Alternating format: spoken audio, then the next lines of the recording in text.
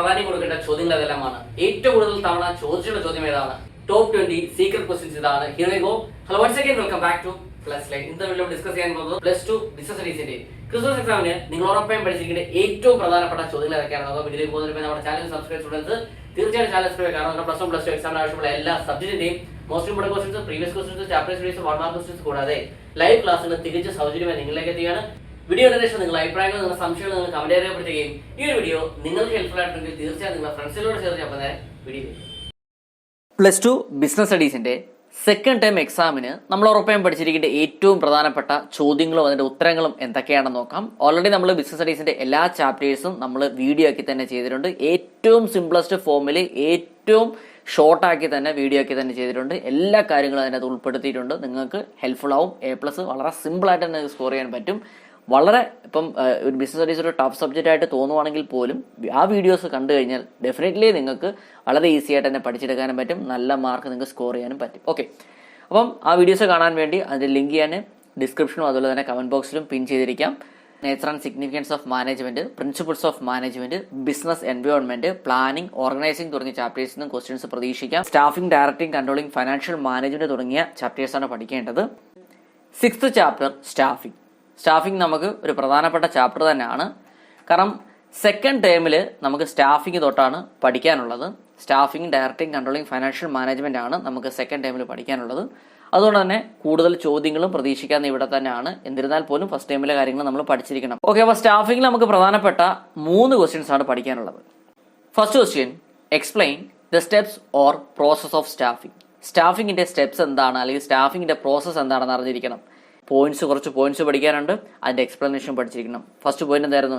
Estimating the man power requirement, recruitment, selection, അതുപോലെ തന്നെ placement and orientation, training and development, performance appraisal, promotion and career planning, compensation തുടങ്ങിയ സ്റ്റെപ്സുകളാണ് സ്റ്റാഫിംഗിൽ വരുന്നത്.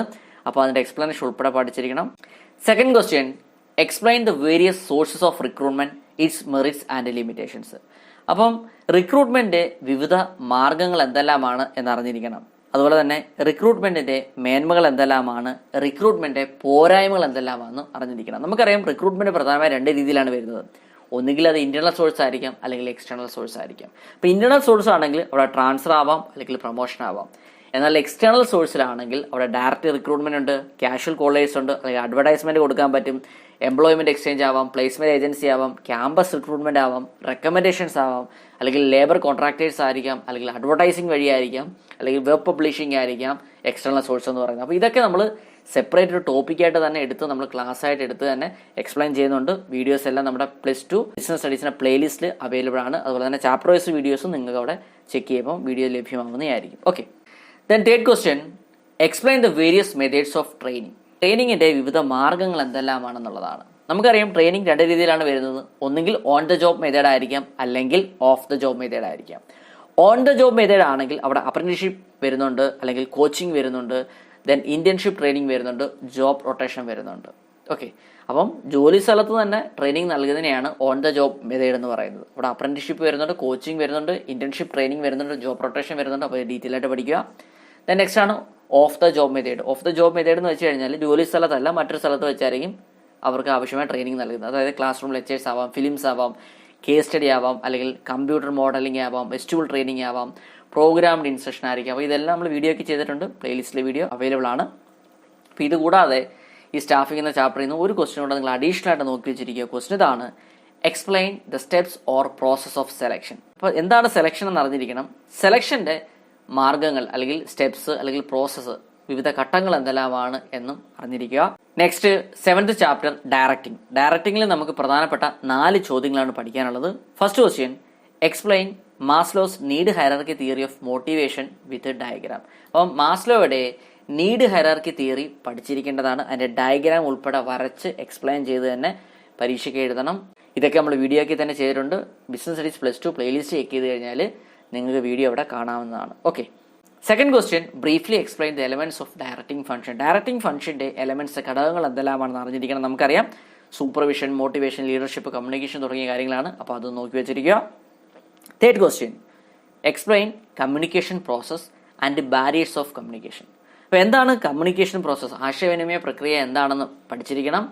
അതുപോലെ തന്നെ ആശയവിനിമയത്തിലുണ്ടാവുന്ന barriers, തടസ്സങ്ങൾ എന്തെല്ലാമാണെന്ന് അറിഞ്ഞിരിക്കണം. ഇതെല്ലാം വീഡിയോയ്ക്ക് ചെയ്തിട്ടുണ്ട്. പ്ലേലിസ്റ്റ് ചെക്ക് ചെയ്ത് കഴിഞ്ഞാൽ ഇതിൻ്റെ ആൻസേഴ്സ് നിങ്ങൾക്ക് അവിടെ അവൈലബിൾ ആയിരിക്കും. Next question, what you mean by incentive? Briefly explain different types of incentives. അപ്പോൾ എന്താണ് ഇൻസെൻറ്റീവ് എന്ന് അറിഞ്ഞിരിക്കണം. വിവിധ തരത്തിലുള്ള ഇൻസെൻറ്റീവ്സ് എന്തെല്ലാമാണെന്നും പഠിച്ചിരിക്കുക. Next 8th chapter, controlling. കൺട്രോളിങ്ങിൽ നമുക്ക് പ്രധാനപ്പെട്ട ഒരു ചോദ്യമാണ് പഠിക്കാനുള്ളത്. ചോദ്യം ഇതാണ്, explain the steps or process of controlling. അപ്പോൾ കൺട്രോളിങ്ങിൻ്റെ സ്റ്റെപ്സ് അല്ലെങ്കിൽ ഘട്ടങ്ങൾ എന്തെല്ലാമാണ് എന്ന് അറിഞ്ഞിരിക്കണം. ഇതും മുൻ വർഷങ്ങളിൽ ചോദിച്ചു കണ്ടുള്ള ചോദ്യമാണ്. അപ്പോൾ ഇത് കൂടാതെ അഡീഷണൽ ആയിട്ട് ഒരു 2 ക്വസ്റ്റ്യൻ നോക്കി വെച്ചിരിക്കുക. ക്വസ്റ്റ്യൻ ഇതാണ്, list out the importance and limitations of controlling. കൺട്രോളിങ്ങിൻ്റെ പ്രാധാന്യം, കൺട്രോളിങ്ങിൻ്റെ ലിമിറ്റേഷൻസ്, പോരായ്മകൾ എന്തെല്ലാമാണെന്നും അറിഞ്ഞിരിക്കണം. അതുപോലെ തന്നെ മറ്റൊരു ക്വസ്റ്റ്യൻ ഇതാണ്, briefly explain the relationship between planning and controlling. അപ്പോൾ ഇവ തമ്മിലുള്ള റിലേഷൻ എന്താണ് എന്നും മനസ്സിലാക്കിയിരിക്കണം. മുൻ വർഷങ്ങളിൽ ചോദിച്ചിട്ടുണ്ട്.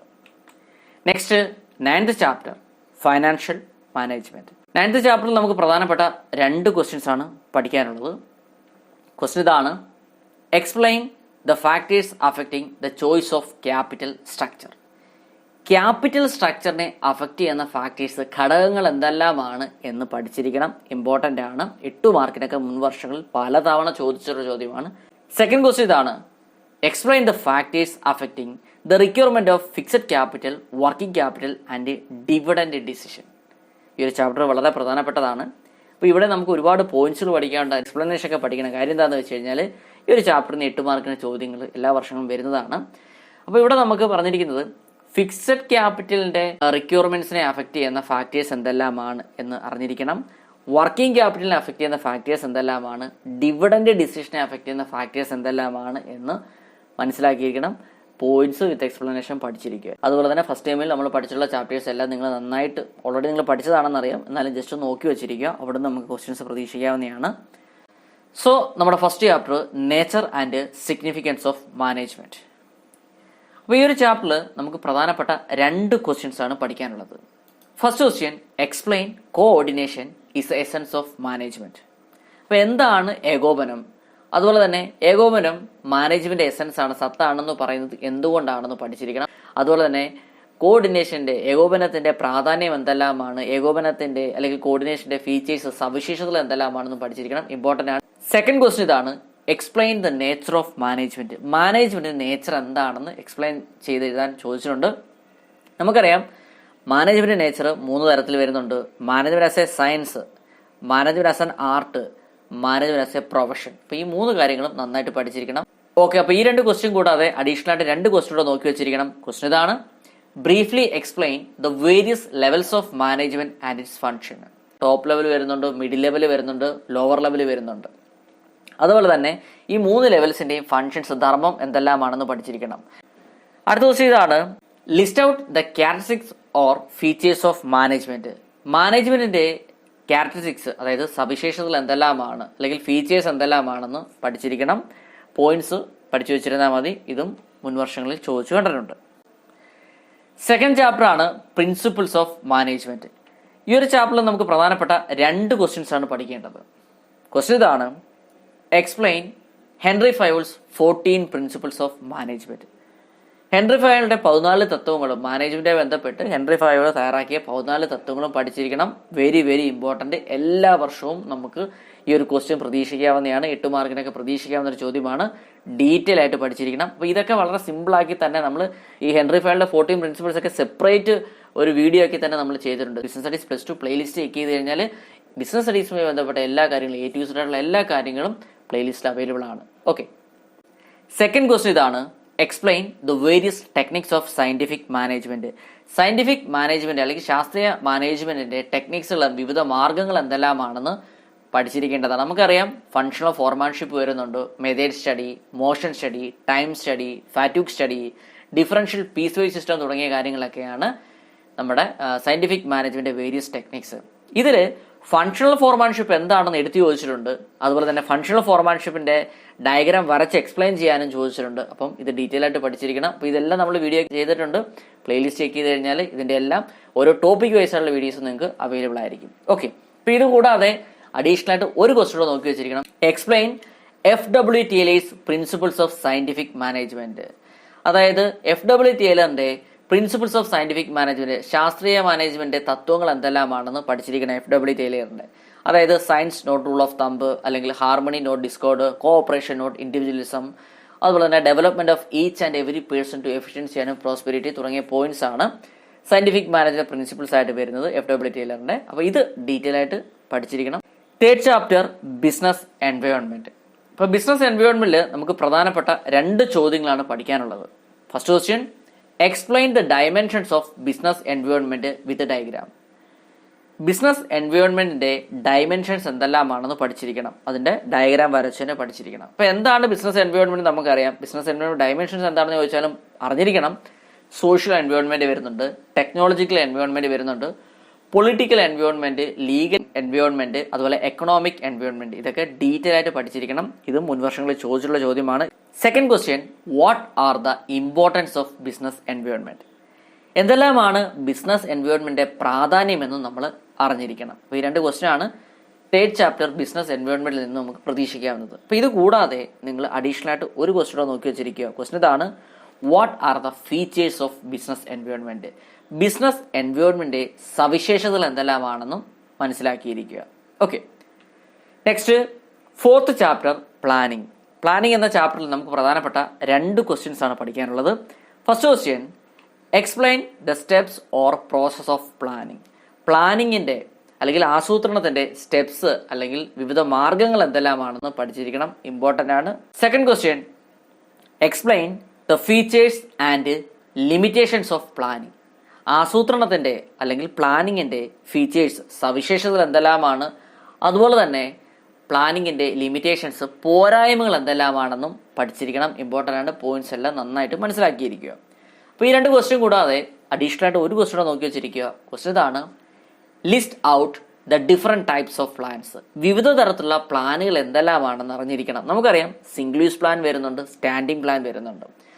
എന്തെല്ലാമാണ് സിംഗിൾ യൂസ് പ്ലാനിനകത്ത് ഉൾപ്പെടുന്നതെന്ന് അറിഞ്ഞിരിക്കണം, എന്തെല്ലാമാണ് സ്റ്റാൻഡിംഗ് പ്ലാൻ ഉൾപ്പെടുന്നതെന്ന് അറിഞ്ഞിരിക്കണം.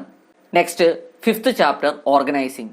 ഓർഗനൈസിംഗിൽ നമുക്ക് പ്രധാനപ്പെട്ട 2 ചോദ്യങ്ങളാണ് പഠിക്കാനുള്ളത്. First question, explain the organisation structure and its types. List out the advantages and disadvantages of functional structure and divisional structure. അപ്പോൾ എന്താണ് ഓർഗനൈസേഷൻ സ്ട്രക്ചർ എന്നും അവയുടെ ടൈപ്സ്, ഫങ്ഷണൽ സ്ട്രക്ചറും വരുന്നുണ്ട്, ഡിവിഷണൽ സ്ട്രക്ചറും വരുന്നുണ്ട്. അപ്പോൾ ഈ ഫങ്ഷണൽ സ്ട്രക്ചറിന്റെ മേന്മകൾ എന്തെല്ലാമാണ്, ഫങ്ഷണൽ സ്ട്രക്ചറിന്റെ പോരായ്മകൾ എന്തെല്ലാമാണെന്നും പഠിച്ചിരിക്കണം. ഡിവിഷണൽ സ്ട്രക്ചറിന്റെ മേന്മകൾ എന്തെല്ലാമാണ്, ഡിവിഷണൽ സ്ട്രക്ചറിന്റെ പോരായ്മകൾ എന്തെല്ലാമാണെന്നും പഠിക്കണം, ഇമ്പോർട്ടൻ്റ് ആണ്. Second question, distinguish between formal and informal organisation. അപ്പോൾ എന്താണ് ഫോർമൽ ഓർഗനൈസേഷൻ, എന്താണ് ഇൻഫോർമൽ ഓർഗനൈസേഷൻ എന്ന് മനസ്സിലാക്കി വെച്ചിരിക്കുക. കൂടാതെ ഒരു ഫോർമൽ ഓർഗനൈസേഷനും ഇൻഫോർമൽ ഓർഗനൈസേഷൻ തമ്മിലുള്ള വ്യത്യാസങ്ങൾ എന്തെല്ലാമാണെന്ന് അറിഞ്ഞിരിക്കണം. അവയുടെ ഫീച്ചേഴ്സ്, സവിശേഷതകൾ എന്തെല്ലാമാണ്, അവയുടെ അഡ്വാൻറ്റേജസ്, മേന്മകൾ എന്തെല്ലാമാണ്, ലിമിറ്റേഷൻസ് എന്തെല്ലാമാണെന്നും അറിഞ്ഞിരിക്കുക. ഓക്കെ, അപ്പോൾ ഈ 2 ക്വസ്റ്റ്യൻ കൂടാതെ അഡീഷണൽ ആയിട്ട് ഒരു 3 ക്വസ്റ്റ്യൻ കൂടെ ഈ ഒരു ചാപ്റ്ററിൽ നിന്ന് നോക്കി വെച്ചിരിക്കണം. ക്വസ്റ്റ്യൻ ഇതാണ്, explain delegation, it's elements and importance. എന്താണ് ഡെലിഗേഷൻ എന്ന് മീൻ ചെയ്യുന്നത്? നമുക്കറിയാം ട്രാൻസ്ഫർ ഓഫ് അതോറിറ്റിയാണ്, അധികാരം കൈമാറ്റം ചെയ്യപ്പെടുന്നു അല്ലേ. അതായത് താഴെത്തട്ടിലുള്ളവർക്കും അധികാരം നൽകുന്നതിനെയാണ് അല്ലേ ട്രാൻസ്ഫർ ഓഫ് അതോറിറ്റിയാണ് ഡെലിഗേഷൻ എന്ന് പറയുന്നത്. അപ്പോൾ ഡെലിഗേഷന്റെ എലമെന്റ്സ്, ഘടകങ്ങൾ എന്തെല്ലാമാണ്, ഡെലിഗേഷന്റെ പ്രാധാന്യം എന്തെല്ലാമാണെന്ന് അറിഞ്ഞിരിക്കണം. മറ്റൊരു ക്വസ്റ്റ്യൻ ഇതാണ്, explain the steps or process of organising. ഓർഗനൈസിംഗിന്റെ സ്റ്റെപ്സ് എന്തെല്ലാമാണ്, അല്ലെങ്കിൽ ഓർഗനൈസിംഗിന്റെ പ്രോസസ്സ് അറിഞ്ഞിരിക്കേണ്ടതാണ്, അതും നോക്കി വെച്ചിരിക്കുക.